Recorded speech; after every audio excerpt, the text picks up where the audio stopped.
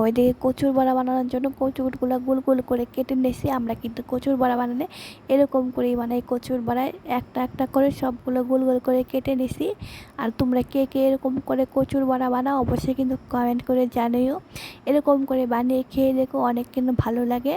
আর তখন যে চালগুলো ভিজিয়ে রাখছিলাম, ওই এগুলো কিন্তু রেশনের আতপ চাল ছিল, অল্প কয়টা ভিজিয়েছিলাম আর কি। ভিজিয়ে তারপর বাটার মধ্যে বেটে এখন আর কি হলুদ লবণ দিয়ে এটা আর কি মাখিয়ে নেবে।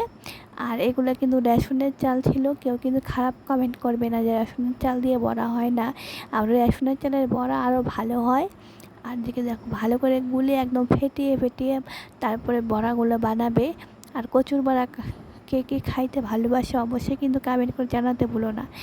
এখন ওই গোলাটার মধ্যে আর কি বড়াগুলো একটা একটা করে দিয়ে ভেজে নেবে। তো ভিডিওটা কেমন লাগলো অবশ্যই কিন্তু কমেন্ট করে জানিও। এখন ভেজে নিলেই হয়ে গেল কচুর বড়া।